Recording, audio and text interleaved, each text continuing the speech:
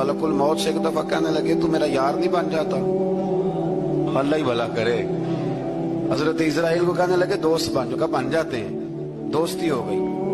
फरमाने लगे यार मौत का जायका कैसे चखाता है? कहने लगा मैं आपको चखा देता हूँ।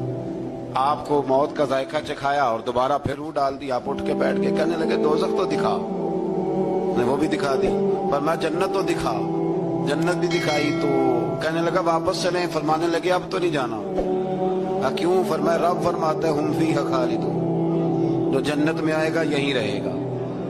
मैं कहा जनाब वो तो पहले मौत का जायका चखना है, पुल सिरात जो दोज़ख के ऊपर है वहां से गुजरना है। तो आप फरमाने लगे ये दोनों काम मैं कर चुका हूँ और तू नहीं कराए, लिहाजा मैं आ गया हूं तो मैंने यहीं पे रहना है।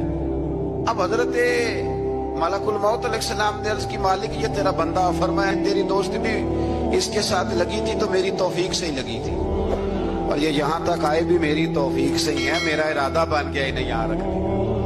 मेरी तलब भी तो तेरे करम का सदका है, मेरी तलब भी तो तेरे करम का सदका है। ये पांव उठते नहीं बल्कि ये उठाए जाते हैं। हजरत अबू इदरीस खौलानी रहमतुल्लाह अलैह हजरत मुआज बिन जबल के शागिर्द थे, ताबी बुजुर्ग थे।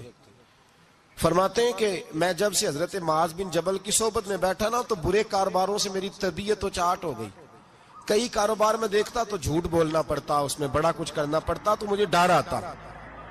आप फरमाते मैंने ना बड़ी कोशिश की पर मेरी मर्जी का काम मुझे, सूफी काहिल नहीं होते, फरमाते मेरे अंदर ताकत थी कि मैं हलाल कमा के बच्चों को खिलाऊं पर मेरी मर्जी का काम नहीं मिलता था।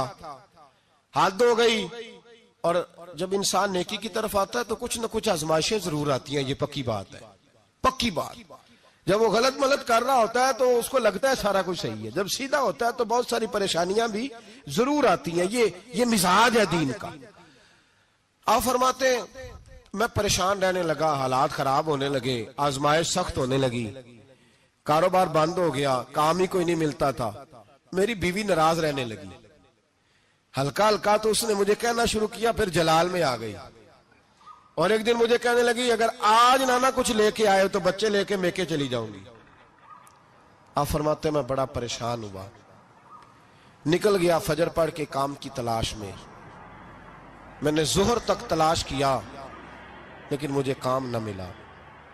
आप फरमाते नहर फुरात के किनारे तपती हुई रेत पे मैं बैठा था तो मेरे दिल में ख्याल आया बंदों की मजदूरी नहीं मिलती तो आज अल्लाह की ना कर ले, आज अल्लाह की मजदूरी ना करे। आप फरमाते मैंने गर्म रेत से तयम्मुम किया, वुजू किया वहीं फुरात, और गर्म रेत पे कपड़ा बिछाया तो नफल पढ़ने शुरू कर दिए। जोर से असर तक नफल पढ़े, जोर से।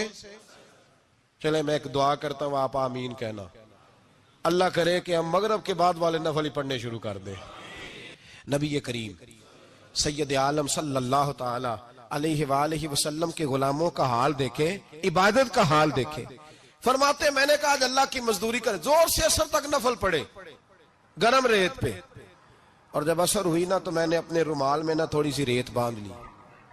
घर की दीवारें छोटी छोटी थी। मैंने कहा बीवी ने देखा ना खाली हाथ आया है तो अंदर से शोर करेगी, हम साहे भी सुनेंगे, तो चलो जब देखेगी ना रुमाल में कुछ है हौसला करेगी, जब अंदर जाऊंगा तो समझा लूंगा। आप मुस्कुरा रहे हैं ना हल्का हल्का, इसका मतलब है इन बातों में काफी सदाकत है। पुराने बुजुर्ग कर गए तो इसका मतलब ये है कि इनमें बहरहाल काफी हद तक सदाकत है, ये शोर होते रहते। कहते मैंने वो कहा कि चलो दूर से देखेगी तो घर जाके समझा लूंगा। आप फरमाते पहले मेरी बीवी दरवाजे पे बैठी रहती थी, बच्चे बैठे रहते थे, मुंतजिर होते थे कि कुछ लेके आए, घर में फाका होता। आज मैं गया तो शोर ही कोई नहीं, कोई शय नजर ना आई। वो रेत से भरा हुआ मेरा पल्लू मैंने दरवाजे के साथ रखा, अंदर चला गया। बीवी को आवाज दी कहां हो? कहने लगी मुंह हाथ धो लो, मैं रोटी लेके आई। तो हाथ धो गई, रोटी किधर से आई? इस घर में तो फाके थे, खाना किधर से आया? कहते रोटी लाई, सलाद भी लाई, दूध भी लाई, उस जमाने में जो नेमतें थी फल भी लाई, सारा आ गया। मैंने घूर के देखा, मैंने कहा किधर से आया ये सारा कुछ? कहां है बच्चे? कहने लगी रोटी खा के बाहर निकल गए हैं।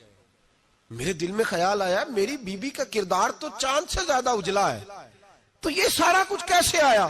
میں نے کہا یہ کہاں سے آیا سارا کچھ؟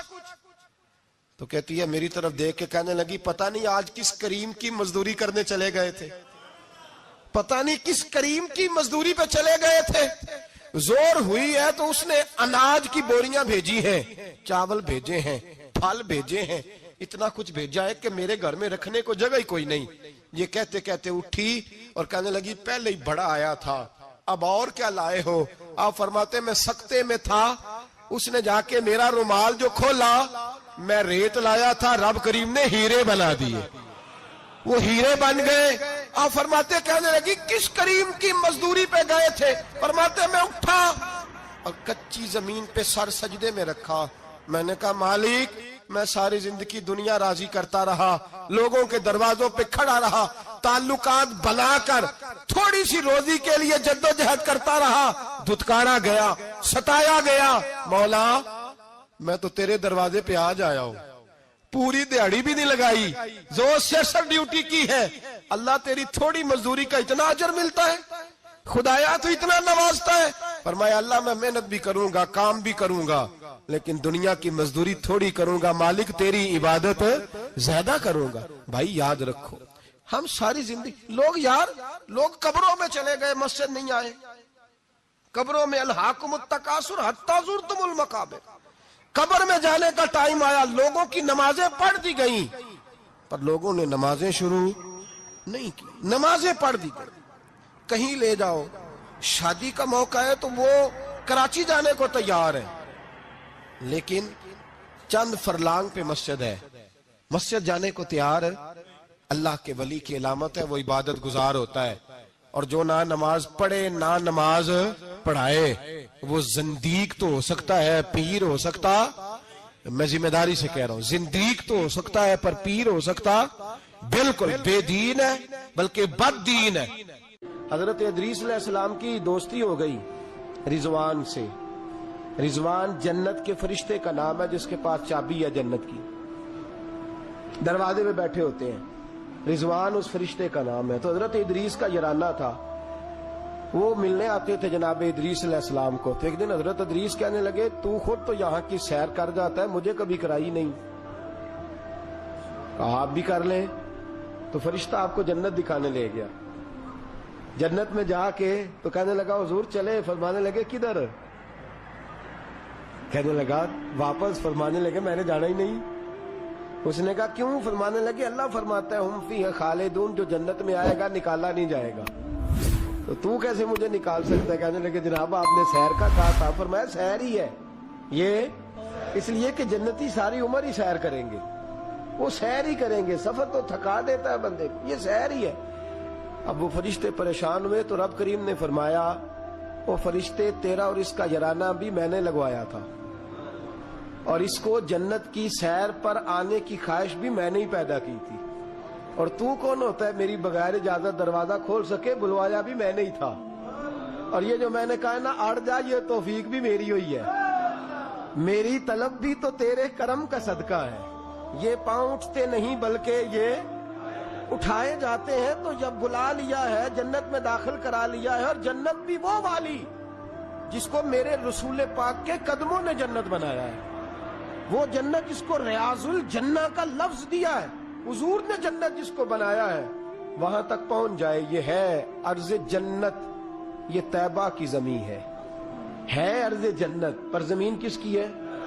کیسا عجیب معاملہ ہے، یہ ہے ارض جنت، یہ طیبہ کی زمین، اس پر پوری طرح قادر ہے، پوری طرح قدرت رکھتا ہے۔ فرمایا الذی خلق الموت، وہ جس نے موت کو خلق کیا، والحیات، اور جس نے زندگی کو بنایا، کس لیے؟ لیبلوکم ایکم احسن عملا، تاکہ تمہیں آزمائے کہ تم میں سے کس کا عمل بہتر۔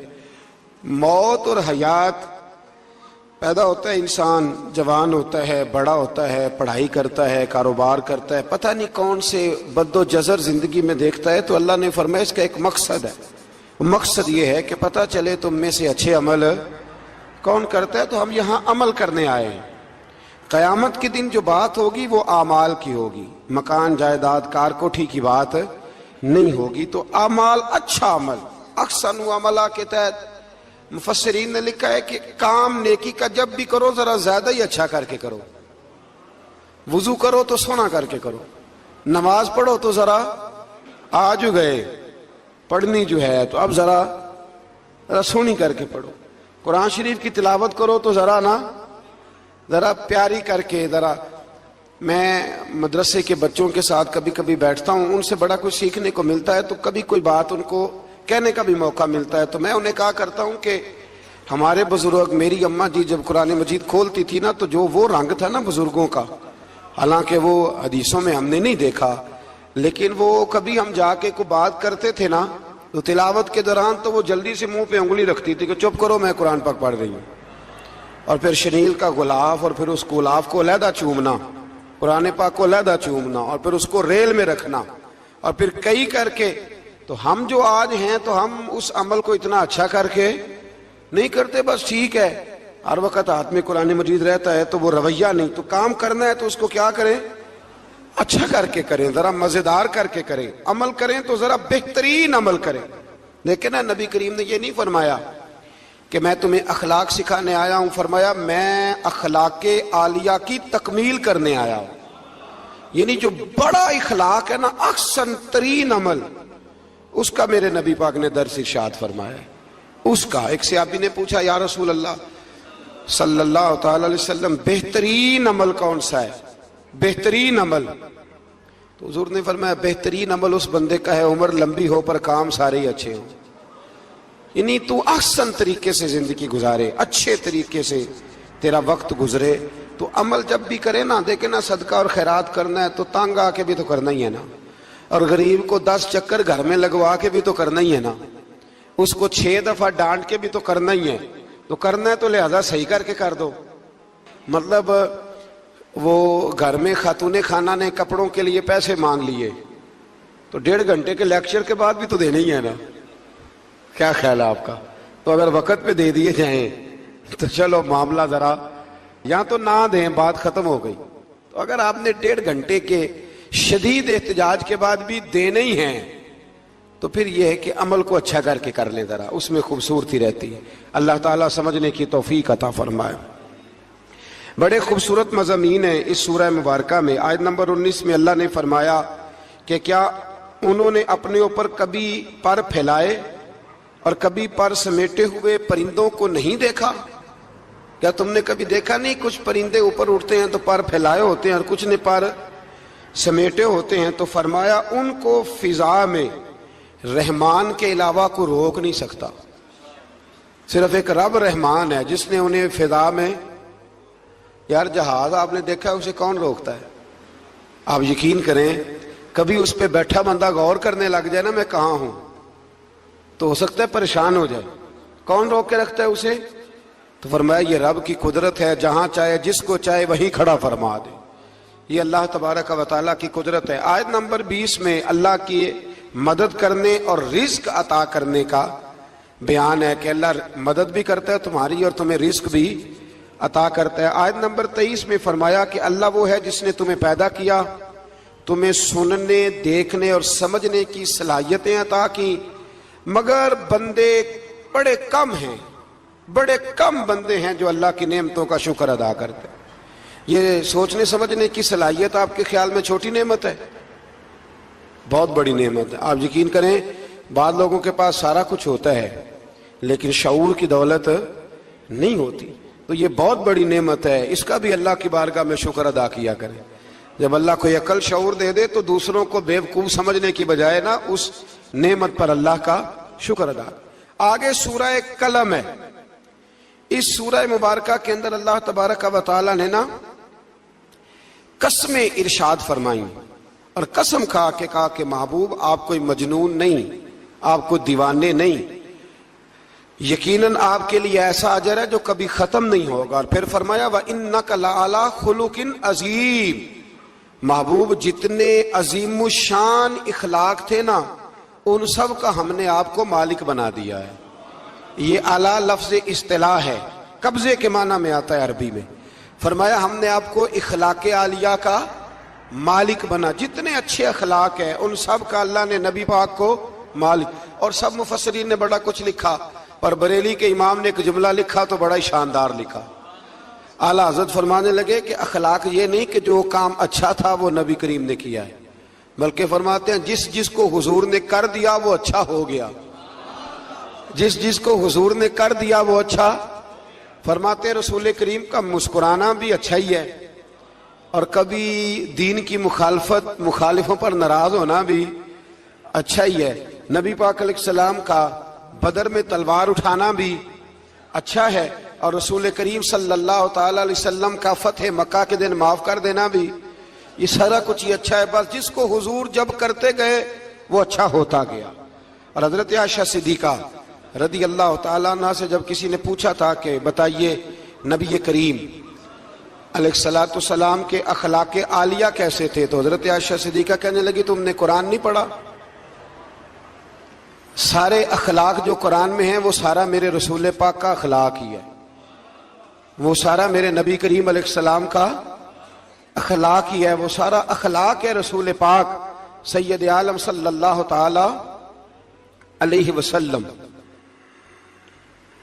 तो फिर इससे आगे जाके ना आयत नंबर 8 से अल्लाह तबारक व तआला ने रसूल करीम सल्लल्लाहु अलैहि वसल्लम को फरमाया कि कुफार चाहते हैं कि दीन के मामले में आप इनसे बेजा रियायत बरतें, आप उन पर आसानी करें, खुली छुट्टी दे दें, और जवाब में वो भी रियायत करेंगे। फरमाया ऐसा नहीं हो सकता, हक पर कोई